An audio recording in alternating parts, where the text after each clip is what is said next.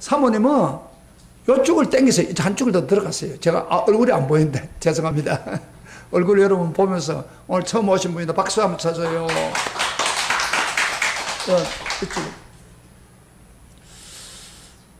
저번 주일날 예수님이 제 아들의 질문에 예수님이 대답했죠. 근데 환란이 언제 일어난다고 했습니까? 왜 일어난다고 했습니까? 재난이 이스라엘 백성들에게 첫 질문, 바로 구원자 예수를 대적했기 때문에, 구원자 예수를 죽였기 때문에, 그래서 하나님이 큰 사랑을 베풀었지만 그 사랑을 무시했기 때문에 하나님이 35년 후에 로마 디도 장군을 통해서 이스라엘을 멸망시켰습니다. 그 사건이 나와요. 그래서 오늘 어제 저번 주일 본문에 도망가지 마, 산으로 도망가라, 그 다음에 지붕에 있는 자는 지붕으로 들어가지 말라, 밭에 있는 자는 그들로 가지 말라, 그 다음에 내가 그 설교를 할 때 이걸 빼붙이더라고요. 그날에 아이 뵌 자들아 젖먹는 자에게 화가 있다. 그 말은 아기를 베고 있는 여인이 도망가기 힘들잖아요. 아기를 다리고 힘드니까 그런 이야기입니다. 그러니까 재난이 오면은 로마 군인들이 사람들, 유대인들을 다 죽인다 이 말이야. 잡히면 죽거든요. 그러니까 산으로 빨리 도망가라. 그런 이야기하고, 하나님이 그들의 그 재난을 감해 주셨다 그런 이야기 했죠. 그러니까 시간을 단축시켜 줬어요. 재난을. 만약에 시간을 계속 길게 전쟁이 벌어졌다면 유대인들이 다 죽을 수밖에 없어. 믿는 사람도 다 죽을 수밖에 없어요. 그래서 그 환난을 감해 주셨다. 하나님의 은혜라고 그랬죠. 그래서 오늘은 그러면 예수님이, 제 아들이 예수님 질문 중에서 이 돌 위에 돌이 남지 않는 재난을 당할 때가 언제입니까? 하고 물으면서 끝날 게 아니고, 인자의 임함이 언제며 세상 마지막 끝에 어떤 증거가 옵니까? 그 세 가지를 다 물었어요. 그래서 오늘은 부터는 예수님의 인자의 임함, 인자의 임함이라는 걸 재림하는 거예요. 마지막 때 예수님이 재림하는 것에 대해서, 또 마지막 때 일어난 증거에 대해서 이어서 말씀을 드리겠습니다. 그래서 오늘 26절부터 28절에는 지금 현재 그 재림에 대한 대답으로 이어지는 것을 볼 수 있어요. 우리 27절부터 26절부터 28절까지 한번 같이 읽어봅시다. 시작. 그러면 사람들이 너에게 말하되, 보라, 그리스도 광야가 있다 하여도 나가지 말고, 보라, 골방에 있다 하여도 믿지 말라. 번개가 동편에서 나서 서편까지 번쩍인간지 인자의 마음도 그러하리라. 죽음이 있는 곳에 독수리들이 모일 것이라. 여기 인자의 임함도 그러하리라. 이제는 뭐요? 유대인들이 재난으로 끝나지 않고 지금 예수님의 재림으로 이어지고 있습니다. 예수님 대답이 지금. 근데 마지막 이단들이 나타나가지고요, 마지막 때는 그리스도가 여기 있다, 광야에 있다, 그리스도가 여기 골방에 있다, 골방에 왔다, 신천지 같은 경우는 신천지 예수님이 왔다, 이런 식으로 유혹을 한다 이 말이에요. 거기 가지 말아요 말이에요. 그러면서 예수님 말씀하는 뭐예요? 번개가 동편에서 나서 서편까지, 여러분 번개가 되면 반짝하는 순간에 동편에서 서편까지 쫙 하고 비추잖아요. 흑병과 번개까지 인자의 임함도 그렇다. 예수님이 재림하는 것도 모든 사람이 보게 된다 그 말이에요. 에? 한국에 일어나면 바로 미국에도 볼 수 있는 거예요. 지금 우리 텔레비가 그걸 하고 있잖아요. 텔레비도요, 지금 큰 사건 하나 벌어지면 금방 바로 신문이든지 텔레비로 보이잖아요. 예수님이 임재도 한순간이다 그 말이에요. 그러면서 그 다음 구절이 중요합니다. 죽음이 있는 곳에 독수리들이 모일 것이니라. 굉장히 성경 중에 보면 이런 것들이 그 목회자가 설교하기가 힘들어요. 난제구절입니다. 난제구절. 왜 하필이면 예수님이 죽음 있는 곳에 독수리가 모인다고 그러냐. 그래가지고 어떤 사람들이 이걸 뭐 여러 가지 이야기를 해요. 뭐 어떤 사람 그런 이야기 해요. 예수님이 말할 때 막 사탄이 달라든다고 뭐 그렇게 이야기하는 사람. 독수리가 막 시체를 뜯어먹기 위해서 돌아다니는 것처럼 막 사탄이 달라든다, 뭐 그렇게 해석하는 사람도 있는데, 저는 이거 뭐 그렇게 복잡하게 할 필요가 없다고 생각합니다. 죽음이 있으면은, 죽음이 있으면 시체가 생기잖아요. 시체가 생길 때 적시적으로 오는 자는 누구예요? 독수리예요. 여러분, 먹을 시체한테 달라드는 거예요. 적시로 오는 거예요. 예수님이 적시로 온다 그 이야기입니다. 그 이야기예요. 인자의 임함도 동에서 선병하지 한순간에 온다, 순간적으로 온다, 그걸 강조해서 이야기하는 말입니다. 그런데 그러면서 이제 잘 보세요. 오늘 제가 이제 그 이야기를 하고 난 후에 예수님이 임재가 일어난다, 예수님이 재림한다, 이제 내가 그거 대해서 이야기한다, 그런 이야기예요. 예수님이 그렇게 이야기하시다가 오늘 설교의 핵심으로 좀 들어갑니다. 여러분, 오늘 본문에서 보면 우리가 읽은 우리가 읽었던, 여러분들이 읽었던 그 본문에 보면은 29절부터 나오는데, 그 29절에는 재림 직전에, 바로 예수님이 재림하고 하늘로 공중에서 재림하는 그 직전에 일어난 사건이 뭐냐 하는 것을 이야기하고 있습니다. 여러분요, 예수님이 재림하는 순간 바로 직전에 일어나는 현상이 뭐냐고, 그게 29절에 이야기하고 있어요. 잠깐 봅시다. 거기서 무엇입니까? 같이 읽어봅시다. 시작. 그날 환난 후에, 그 다음에 즉시 해가 어두워지며, 그 다음에 달이 빛을 내지 아니하며 별들이 하늘에서 떨어지며, 그 다음에 하늘의 권능들이 흔들리리라. 예수님이 한마디 딱. 이 환난, 유대인들의 환난 오고 이제 먼 훗날이 지나서 그 말이에요. 예수님이 그 재림하는 그 순간에 해가 어두워진다고, 달이 빛을 내지 않고 별들이 하늘에 떨어지고 하늘의 권능들이 흔들린다고. 대자연의 이상적인 기온의 현상이 일어난다는 거예요. 여러분요, 해가 어두워진다고 그랬는데, 여러분, 해가 어두워지면 어떻게 됩니까? 해가 어두워지면, 여러분, 해가 지금 안 떴습니다만 해가 이렇게 떠가지고 햇빛을 쫙 비추잖아요. 근데 여름에는 큰 차이를 못 느껴도 겨울 정도 되면은 햇빛이 빛을 비추지 않아요. 빛이 없어. 어두워서 그만 해 그만 막 그 장막을 친 것처럼 어두워져 있다. 그럼 어떻게 돼요? 우리가 상식적으로 한번 보세요. 만약에 그런 일이 이제 예수님 오시기 전에 이거 온단 말이에요. 어떻게 돼요? 너무 춥죠. 안 그래요? 햇빛이 뭐 없으면, 햇빛이 있어서 따뜻하게 만드는데 너무 춥잖아요. 겨울이면 막 못 견디는 거예요. 그리고 또 어떤 일이 벌어져요? 어두워지는 거예요. 캄캄해지는 거예요. 낮이 없어서, 낮이. 여러분, 낮이 없다고 하면 상상해봐요. 캄캄해. 계속 캄캄해. 계속 자야 돼. 무슨 일을 합니까? 그러니까 참 기가 막히는 일이 벌어지는 거예요. 밤낮이 구별이 없는 거예요.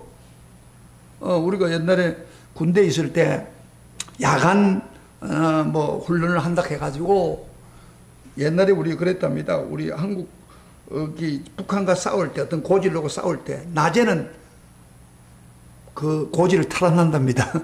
그런데 밤에는 또 공산당이 쳐들어온 거예요. 밤에 그 사람 작전을 잘해가지고 그만 다 빼앗겨 버린 거예요. 낮에 뺏고 밤에, 그 정도로. 그런데 그래서 우리 군대에 있을 때는 밤에 어떻게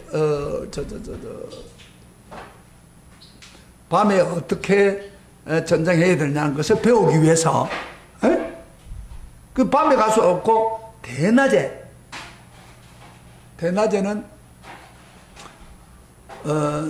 밤에 훈련을 하기 위해서 대낮에는 그 네오반에 캄캄하게 이렇게 새카만 걸 붙여가지고 그래서 잠을 자는 거예요. 밤 잠 안 자는 사람들이 낮에 잠을 자려고 힘들겠더라고요. 힘들고 쭉 자다가 다음에 저녁 되면 또 야간 운동을 한다고 하는 거예요. 굉장히 불편하더라고요. 근데 만약에 여러분요, 해가 어두워져가 온 세상이 캄캄하다, 계속 캄캄하다, 기가 막힌 일이 벌어지는 거예요. 요새는 뭐 전기가 있어 좋지만은 어쨌든 그런 때가 온다 이 말이에요. 그 다음에 또 여기 그 대자연 중에서 어떤 일이 벌어집니까? 여기 그 해가 어두워지고 달이 빛을 내지 않아. 여러분, 달이 빛이 안 오고 달이 빛이 없으면, 달이 제대로 활동 못하면 무슨 일이 문제가 생깁니까? 두 가지 생성이. 하나는 뭐예요? 우리 지금 업력이 필요 없습니다. 업력이 건력대로 이루어지지 않아요. 달에 의해서 이룬데. 그 다음에 썰물과 날물 있죠. 그 관계가 바로 달에 의해서 되는 거예요. 그게 좀 제대로 안 되는 거예요. 그런 일이고. 그 다음에 별들이 하늘에서 떨어지며, 예. 별들이 하늘에서 떨어지며, 여러분, 별이 큰 별들이 많은, 막 지구보다도 큰 별들이 있는데, 그 별이 추풍나이처럼 떨어진다고 한번 생각해봐요. 떨어지면 피해를 입는 데가 어디예요? 지구지, 지구. 지구로 떨어질 거 아닙니까? 큰 별이 막 충돌해가 들어오면, 어우, 이건 뭐, 한국, 이 상공에 큰 별이 와가지고 꽝 때려보세요. 어떻게 했어요? 아니면 그 난리가 날 거 아니에요. 지금 그런 일이 벌어진다고 그랬어요. 이거 예수님이 뭐 거짓말한 게 아니고 직접 이야기하는 거죠. 하늘에서 별들이 떨어지며, 그 다음에 하늘의 권능들이 흔들리리라. 하늘의 권능이 흔든다는 말은 무슨 말이냐면은 전체 하늘 이거 자체가 막 지진이 일어나는 것처럼. 여러분, 땅에 지진만 생겨도요, 잠을 못 잤는데, 이게 포항 사람들 전에 뭐 5도 지진 났나 그때 사람들 잠을 못 잔대요. 왜냐면은 한번 여러분 또 지진이 생각 싶어서 잠을 제대로 못 잔대요. 그런데 여러분요, 땅에 지진만 나도 우리가 잠을 잘 못 자는데, 뭐가 보세요? 하늘이 막 흔들린다고 생각해봐요. 땅뿐 아니라 하늘이 막 흔들린다고 상상해보세요. 그런 이상 현상이 생긴다. 제 이야기, 예수님이 직접 이야기한 거예요. 뭐 우리가 뭐 예수님 말씀을 조금 플러스하고 마이너스하고 필요 없지. 설마 그렇게 일이 벌어질까? 이렇게 생각하는 교인들도 있어요. 아주 웃긴 사람들이에요, 이 사람들은. 어떻게 쌀밥 먹었는지 하나님의 말씀을 그렇게 생각하면 100% 믿어야 돼, 그대로. 이런 큰 자연의 현상이 생긴다. 지금까지 뭐 우리에게 지금 그런 거 없잖아요. 근데요, 놀라운 것은 보세요. 이 자연적인 이상적인 현상을 요한계시록에도 확실하게 이야기해놨어요. 우리 요한계시록 전에 강의 들었지만 다시 한번 봐요. 요한계시록 6장을 봅시다. 6장 12절부터 13절. 우리 한번 찾아봐요. 요한계시록 6장 12절. 예수님 직접 말도 했지만 요한계시록에 6채의 인을 뗄 때 일어납니다. 이게 무서운 현상을 볼 수 있어요. 근데 조금 더 자세히 해놨어요. 우리 합시다. 6장 12절부터 13절. 요한계시록 다 찾아보세요. 성경은 한 군데만 이야기 아니고 두 군데 얘기한다는 것은 이건 명확한 거예요. 그대로 이루어지는 거예요. 6장 12절부터 13절 시작. 내가 보니 6채 인을 떼실 때에 큰 지진이 난다고 했죠. 여기는 우리 여기 예수님 말에는 지진이 없는데 여기 큰 지진이 땅에 나고, 그 다음에 해가 검은 털로 짠 상보같이, 같이 읽어봅시다. 같이 시작. 해가 검은 털로 짠 상보같이 검어지고 달은 온통 피같이 되며 하늘의 별들이 무화과 나무가 대풍에 흔들려 설익은 열매가 떨어진 것 같이 땅에 떨어지며 하늘은 두루마리가 말리는 것 같이 떠나가고 각 산과 섬이 제자리에 옮겨지며. 그랬어요. 그래서 큰 지진이 날 뿐 아니라 여기는 해가 검은 털로 짠 상복같이 검어지고, 여기 그만 검어진다는 게 아니고 검은 아주 새카만 그 상복이 있죠. 그런 털로 짠 상복같이 막, 다시 말하면 해가요, 해에 마치 그 천막을 친 것처럼 시커먼 털로 천막을 친 것처럼 해가 막 완전히 어두워진다. 실감 있게 이야기하죠. 그 다음에 달은 전에는 어두워진다고 했는데 예수님은 여기서 보면 온통 피같이 되며, 달이 온통 피같이 된다고. 이거 보세요. 달이 피같이 된다고 무슨 말이에요? 지금요, 달에 세계적인 뭐 미국이나 또는 소련이나 중국, 그 다음에 일본까지 지금 달에 그 로켓들을 사용시켜가지고 조사하고 있고 막 그래요. 그래서 제일 중요한 것은 달에 뭐가 있냐면 생물이 사느냐 이거예요. 화성이라든지 왜? 생물이 살아야 사람이 그곳에 살 수 있단 말이야. 생물이 사느냐, 물이 있었던 흔적이 있느냐, 이런 걸 조사하고 있는 거예요, 주로. 아직 뭐 확실한 건 아닌데 조사하고 있는데, 지금 뭐라고 하세요, 여기서는? 마지막 때 되면 예수님 말하면 뭐예요? 완전 피같이 된다 그랬어. 그 생물들 다 죽어가지고 빛을 낸다 그 말이에요. 마지막 때 그런다는 거예요. 그 다음에 별들이 무화과 나무가 대풍에 흔들려 서리건 열매가 떨어진 같이 땅에 떨어진다고. 내가 아까 별들이 떨어진다는 것을 이렇게 표현하고 있습니다. 무화과 나무가 대풍에 흔들려 서리건 열매가 툭툭 떨어지잖아요. 떨어지는 것처럼 별들이 떨어진다. 같은 말을 이야기하는. 그 다음에 하늘은 두루마리가 말리는 같이 떠나가고, 하늘은 아까는 예수님은 뭐라고 해서 하늘을 뭐라 했어요? 하늘이 건능이 흔들린다고 했는데, 잘 봐요. 하늘은 두루마리가 말리는 것이 떠난다. 그죠? 하늘을 두루마리로 간다면 두루마리를 이렇게 돌돌돌 말아가지고 한 것처럼 된다. 이 무슨 이야기입니까? 하늘이 구멍이 뚫힌다 그 말이에요. 쉽게 말하면 두루마리처럼 말릴 뻔한다. 여러분요, 하늘이 두루마리처럼 말리면 뭐 어떻게 돼요? 무슨 말이에요? 지구는, 여러분, 하나님이 우리 지구를 만들 때 대기권을 두어서, 대기권을, 이런 말 하면 좀 복잡한데 좀 들어보세요. 우리 인간이 살 수 있고 생물이 살 수 있고 식물이 살 수 있도록 대기권을 두었어요. 우주 가운데 대기권을 두가지고 뭐 하느냐면 이 안에 다른 요소가, 산소가 있고 또 식물이 자랄 수 있고 동물이 자랄 수 있도록 그렇게 해놨단 말이에요. 그리고 말로 읽는 법칙이 떨어진단 말이에요. 그러니까 그 감이 떨어진 것처럼 밑으로 내려오는 경향이 있어요. 그런데 잘 봐요. 만약에 그 대기권이 막 두루마리처럼 말려버리면, 구멍이 뚫리면 그만 지구가 우주로 가는 거 똑같은 거예요. 여러분요, 사람이 우주로 우주선 탈 때, 우주 갈 때 뭐 합니까? 우주 뭐 연습해요, 여기서? 막 나는 연습하잖아요. 안착이 안 되니까. 그러면 우주에 가가지고 로켓 쏴가지고 미아가 돼버린 게 많아요. 그러면 지구가 어떻게 된다는 거예요? 그러면 미아가 돼가지고 막 온 우주로 날아가 버린다 이 말이에요. 공기도 정상적으로 안 되고, 산소 공급에 대한 산소 공급 안 사람 죽죠. 하늘이 말린다고 지금 날려가. 무슨 이야기예요? 무슨 이야기 아닙니까? 제가 다른 이야기 합니까? 지금 성경에 있는 이야기를 하는 거예요. 그러면 지금도요, 오존층이라기 이렇게 약해진다는 말이 무슨 말이냐면은, 우리가 석탄이나 이런 걸 떼가지고 오존층이 말하는 것은 이 지구가 정상적인 대기권이 있는데 여기에 구멍이 뚫히는 거예요. 구멍이 뚫려가지고 그 오존층에 파괴되면서 태양을 통해서 우리가 피부가 타게 되고, 또 그 경우 그것 때문에 어떻게 됐어요? 좀 알아보세요. 그 몰라도 좀 가르칠 테니까.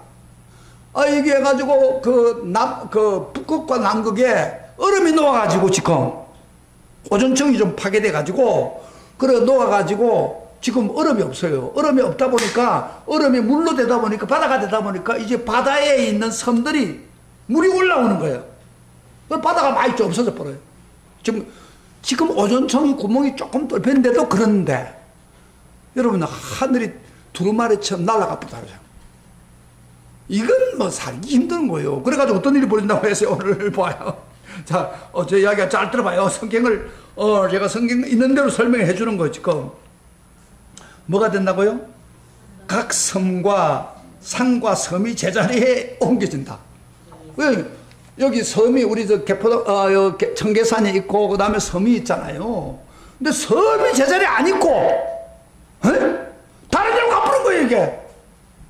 청계산이 뚝 떨어져가 쫙, 전라도로 간다든지, 그래도 섬이 없어져 버려가지고, 태평양 가서 있다든지. 그러니까 무슨 말이냐면, 하늘이 두루마리 맞춰 뚫어버리니까, 그런 일이 벌어진다는 거예요. 그럼 살겠어요? 못 살겠어요? 못 삽니다. 예수님 재림 직전에. 그런 게 우리가 이런 직전에 이런 일들이 벌어지면요. 아, 예수님이 곧 왔구나. 그러면 왜 이런 일이 생깁니까? 하나님은 처음에 우리 창조 때 만들었던 이 하늘, 우리 지구, 아름다운 지구를 이제는 폐기시켜버립니다. 그래서 그 옛 하늘과 옛 바다는 없어지고, 그 다음에 요한계시록 20장에 뭐죠? 22장에 새 하늘과 새 땅이 생긴다 그러죠. 예수님 오시면. 그래서 이 지금 우리가 살고 있는 지구가 다 없어져버려. 불타버려. 그래서 새로운 새 하늘과 새 땅이 주어지는 하나의 전조라고 할 수 있습니다.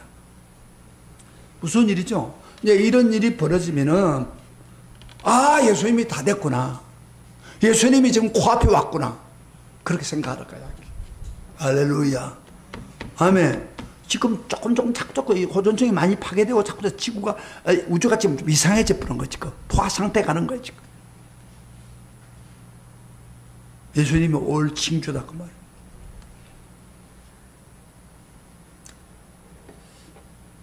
그러면 이런 현상 후에 예수님이 재림한다고 분명히 했죠. 30절 같이 봅시다. 24장 마태복음 24장 다시 돌아와서 30절. 분명히 예수님 말씀했죠. 그거 하고 나면 30절 그때 다 같이 시작. 그때에 인자의 징조가 하늘에서 보이겠고, 예수님 재림하는 그걸 보이겠고, 그 다음에 그때 모든 족속들이 통곡하며 그들의 인자가 구름을 타고 능력과 큰 영광으로 오는 것을 보리라. 그렇잖아요. 그런 재난이, 대자연의 이상의 현상이 심하게 일어나면은 하늘의 징조가 보이고 예수님이 하늘의 구름을 타고 능력과 건설로 온다 이 말이에요. 보게 된다. 그런데 여기 또 이런 사람이 있어요. 그 일이 딱 벌어지는데 그때 땅의 모든 족속들이 통곡하며 그랬어요. 예수님이 재림하는 직전에 모든 사람이 통곡을 해요. 왜 통곡을 해요? 안 믿기 때문에 그렇겠죠. 안 믿는 사람은 통곡이지. 예수님 재림은 심판받으니까. 그런데 저는 불신자는 놔놓고 우리 신자들끼리 한번 이야기해 봅시다. 신자들 중에 주님이 지금 막 하늘 차고 막 구름을 타고 지금 오면은 여러분들 여기서 통곡할 사람이 있습니까? 없습니까? 여기 지금 막 반응이 두 가지 있어요. 하나는 예수님 기다렸습니다.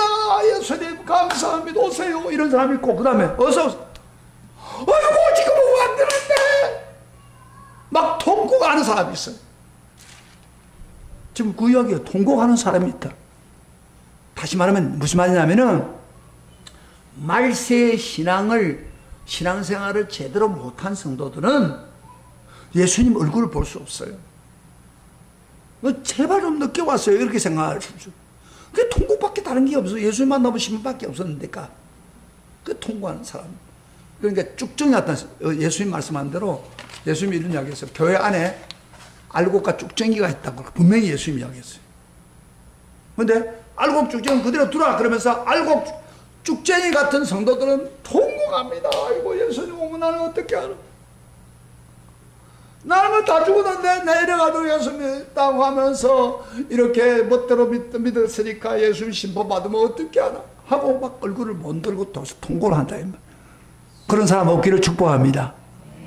그러나 반대 한쪽은 예수님 오세요. 그래서 31절에 그 이야기를 하면 봐요. 24장 31절에도 그걸 이야기합니다. 다 같이 시작.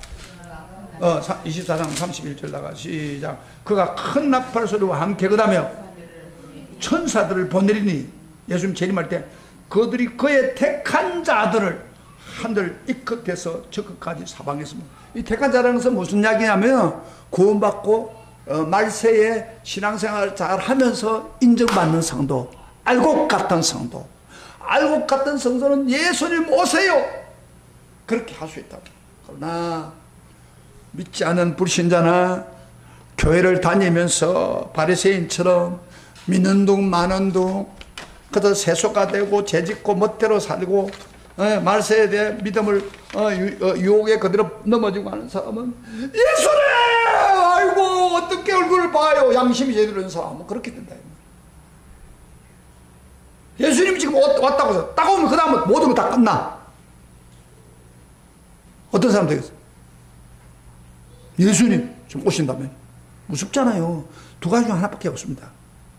예수님 받아들여서 착하고 충성된 종아 인정받는 사람도 있고, 한 종류 사람 뭐예요? 예? 악하고 게으른 종아, 그런 사람이 분명히 있단 말이에요. 그런 사람이 통곡하는 거예요. 통곡. 예수님 올 때 좀 늦게 오시죠. 왜 지금 와가지고 그러냐고 막 그러는. 제발 오지 마세요. 이런 사람도 있어요.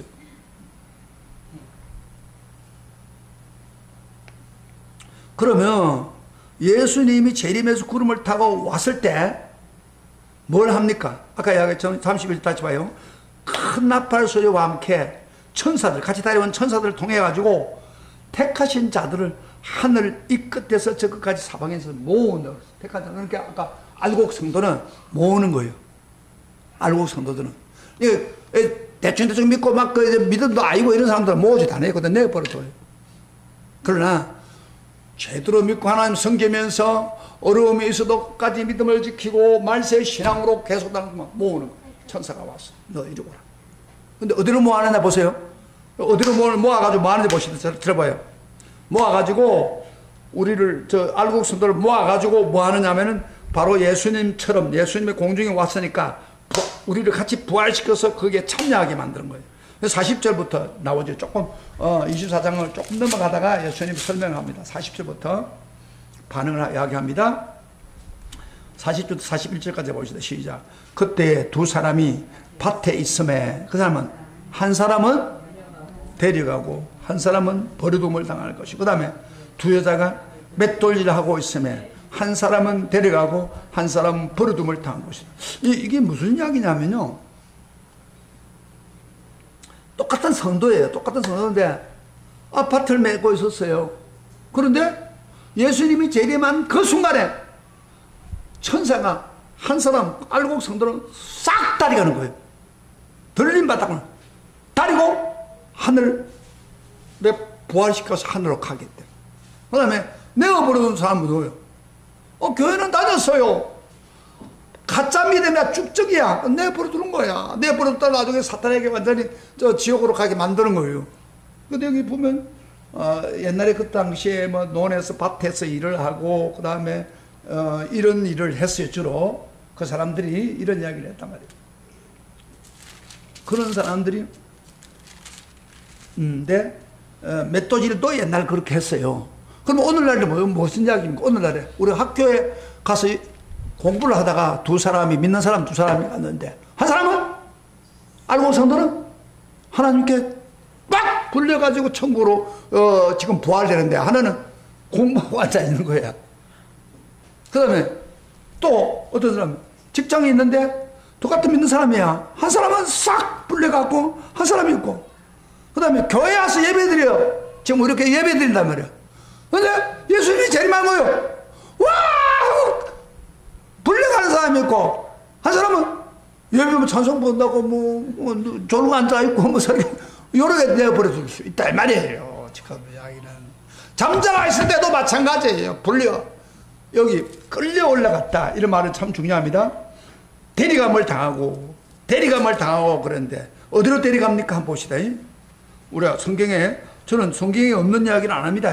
데려가는데 똑같은 성도가 쭉증이 같은 믿음 있는 사람은 버림을 받고, 그 다음에 제대로 된 믿음을 가진 사람은 끌림을 받는다. 데려가면 되는데, 자 24장 우리 살전 데살로니가 전서 4장 16절 한번 보세요. 구체적으로 이야기하고 있습니다. 데살로니가 조금 넘어갑시다. 로마서 쭉 올라가면 데살로니가 자세히 이야기하고 있어요. 제가 제 혼자서 이야기하는 게 아니고 4장 몇 절이냐면 16절 찾아보세요. 여러분 데살로니가 전서 페이지로서는 331페이지입니다. 16절부터 17절 큰 소리를 읽으십시다. 다 같이 시작. 주께서 크게 읽어줘. 주께서 소리를 주께서 시작. 주께서 호령과 천상의 소리와 하나님의 나팔 소리. 예수님이 지금 임했어요. 하늘에 천상과 더불어 나팔 소리를 임했어요. 친히 하늘로부터 강림하시리니. 그 다음에 그리스도 안에 죽은 자들이 먼저 일어나고 그 후에 우리 사람 남아있는 자들도 그들과 함께 구름 속으로 끌려올려 공중의 주를 영접하게 하시리니 그래야 우리가 항상 주와 함께 하자. 이게 끌려올려, 이건 초자연적인 역사입니다. 끌려간다 이 말이에요. 아까 한 사람은 대림받고 한 사람은 버려두고 끌려 올라간다. 그런데 여기 우리가 두 사람 종류가 있죠. 천상 소리가 확 예수님 재림했다 이 말이야. 공중에 지금 예수님 왔어요. 나팔 소리가 나오고 막 사람들이 쳐다보고 있습니다. 강림하시니 그리스도 안에서 죽은 자들 먼저 일어나고, 이 무슨 말이냐면 그리스도 안에서 그리스도를 끝까지 믿고 죽을 때까지 믿음의 그 성도가 되어서 신앙생활 잘하는 알고 같은 성도는 죽고 나면 영혼이 어디로 갑니까? 나혼이라는 곳에 가 있어요. 그래서 임시로 있어요. 영혼만 가 있다가 그 다음에 하나님이 그 영혼을 데리고 예수님 재림할 때 와가지고 육체와 같이 결합을 시켜가지고, 뭔 소리예요? 결합을 시켜서 달이 올라간다. 그걸 올라간다. 그게 먼저고, 그 다음에 두 번째로 살아있지만은 그 예수님 오른손에 살아있는 사람은 변화돼가지고 구름 속으로 끌려올라 주를 영접하는데, 그래서 우리가 항상 그 후에 부활하고 난 뒤에 항상 주님과 함께 있다, 그런 이야기를 하고 있습니다.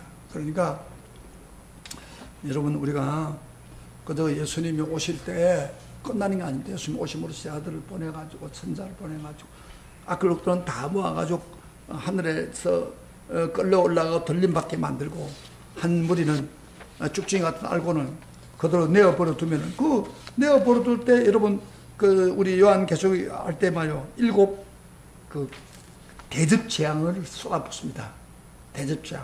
대접재앙은요 용서가 없습니다. 막 부어 쏟아부으면 막 죽어 없어지고 막 힘들고 고통당하잖아요. 자, 그런 일이 벌어진다 이 말이에요. 그러면 왜 부활됩니까? 왜 우리를 부활시켜야 됩니까? 예수님처럼 부활시킵니까? 부활 안 하고도 천국 갈 수 있는데 왜 그럽니까? 그 이유는 여러분, 부활을 받지 아니하면 천국 못 갑니다. 천국 가고 싶어도 못 가요. 그래서 낙원에서 영혼만 가는 거는 가수 있을지 모르나 부활해서 신천신지 새하늘에 못 가요. 그래서 그 고린도전서 15장 잠깐 봐봐요. 마지막 마무리 말씀하고 보겠습니다. 고린도서 15장 50절부터 54절 봅시다. 고린도서 15장. 데살로니가 앞으로 올라오세요. 찾아봐요. 여기 실제적으로 왜 그러면 우리가 부활해야 되냐? 예수님처럼 부활하지 않으면 천국 못 가기 때문이에요. 자, 봅시다. 제가 지적해서 설명할까요? 15장 50절부터 읽겠습니다. 다 같이 시작. 형제들아, 내가 이것을 말하노니 헬과 육은 하나님 나라를 이어받을 수 없고, 왜 같이 읽어요? 또한 썩는 것은 썩지 않는 것을 유업받지 못한다. 자, 이거 설명할게요. 좋아요. 헬과 육이란 뭐예요? 우리가 지금 살고 있는, 지금 현재 우리가 살고 있는 혈, 육입니다. 육체를 말해, 우리 육체를. 그런 것은 하나님 나라를 이어받을 수가 없다는 겁니다. 썩을 것, 썩는 것, 이 썩는 것, 육체, 우리 육체의 육은 썩은 거 아니에요. 썩는 것은 썩지 않을 천국이죠. 썩지 아니할 걸 유업받지 못한다, 그런 이야기입니다. 그러니까 부활 안 하면은 천국 못 가요. 그 육체까지 못 가요. 그러니까 부활해가지고 먼저 죽었던 사람은 나중에 육체 결합해가지고 부활을 시키고, 살아있는 사람은 부활체로 바꿔져야 천국에 갈 수가 있는 거예요. 근데 부활 안 하면 천국 가고 싶어도 못 가요. 천국은, 새로운 새 예루살렘과 천국은 부활한 사람이 가서 예수님을 섬기고 가는 거예요. 그러니까 알곡 성도가 되어서 부활해야 돼요. 근데 썩는 것이 변해진다. 그래. 그 다음에 보라, 내가 너에게 비밀을 말하노니, 비밀을 좀 말씀합니다. 우리가 다 잠잘 것이 아니요. 뭐 죽어서 끝나는 게 아니라 마지막 나팔에, 예수님이 재림하는 나팔입니다. 순식간에, 한순간에 혼련이 다 변화되리니, 뭐라 부활체로 바꾸진다는 거예요. 나팔 소리가 나며 죽은 자들이 썩지 않을 것으로 다시 살고 우리도 변화되리라. 이 썩을 것이 반드시 썩지 않을 것을 입겠고 죽을 것이 죽지 않음을 입으리로다. 이게 부활이에요. 부활은 다른 게 아니라 죽을 몸이, 썩을 몸이 죽지 않는 몸으로 썩지 않는 몸으로 바꿔진 게 부활이에요. 그때가 되면요, 연세 많고 지금 힘들지만 세상은 썩어가니까 여러분들이 막 허리가 아프고 그 다음에 걷기도 힘들고 무릎도 아프고 닳아가지고 그런 거예요. 닳아가지고 다 오래 살다 보면 닳아버린단 말이야. 무릎이 닳고 뭐. 그런데요, 예수님 부활체로 있는 순간에는 새 것으로 바꿔버린 거예요. 할렐루야. 썩지 않을 것으로 바꿔버린 거예요. 그러면 그런 아픔 없어요. 가장 싱싱한 체제로 바꿔지는 거예요. 그렇게 될 때는 죽을 것이 죽지 않으면 입으려다 썩을 것이 썩지 않으면 입고 그 죽을 것이 죽지 않으면 입을 때는 사망을 삼키고 이기리라. 사망이 지배를 못한다 이 말이에요. 오늘 우리 이 썩을 몸은 사망이 지배를 하는 거예요. 그래서 나중에 죽는 거예요. 그런데 그런 게 없어요. 부활한 사람. 천국에 일단 가려고 하면은 썩을 몸 헬가 여기까지 못 된다 이 말이에요. 못 간다 이 말이에요. 부활해야 돼. 알곡 성도가 되어서 예수님이 제일이 많은 거야. 부활해야 돼. 부활체가 돼야 돼. 그래야 예수 앞에 가는 거예요. 그런데 죽정이 같은 사람은 못 가는 거예요. 성경에는 죽정이는 불에 태워버리라. 불에 태워. 지옥에 보내겠다 이 말이에요. 그러니까 말세에 맞는 성도가 돼야 된다 이 말이에요. 이거 보통 듣지 마세요. 자, 그러면은 새하늘과 현재 엘가이온 새하늘을 같이 오니까 새롭게 부활해서 마지막에 하기를 하려면 어떻게 해야 돼요? 알곡 성도가 돼야 돼요. 말세에 적합한 알곡 성도. 그래서 믿어도 믿는 것도 아니고 아닌 것도 아니고 죽증이 같은 상태로 오늘날 교인들이 많아요. 예수님이 이야기하는 게 정확한 거예요. 교회 안에 죽증이 있고 알곡이 있다. 그런 이야기. 여러분, 알곡 성도 되기를 원하십니까? 네. 알곡 성도 되기를 원하십니까? 네. 그 사람 들림 받습니다. 말세는. 말세에 원하는 성도예요. 죽증이 되기를 원하는 사람 손 들어보세요. 내어버려 두는 거예요. 그런데 그럼 어떻게 하면 알곡 성도 됩니까?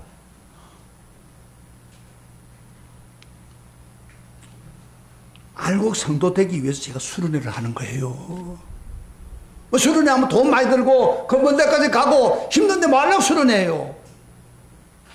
수련회 여러분 다리 가서 성령 충만해서 은혜를 받고 회복되어서 여러분의 알곡 성도가 되는 힘을 얻기 위해서 가자는 거예요.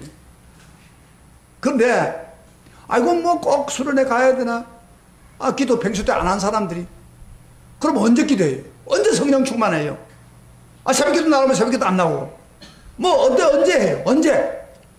그래서 제가 한번 마지막 저는 목회 마지막 순간입니다. 지금 제가 이번에 수련회 하고 끝나는 거예요. 여러분 그때 다음에 가서 목사님 땅 수련회 갑시다. 끝이에요. 저는 못 갑니다. 이번에 끝이에요.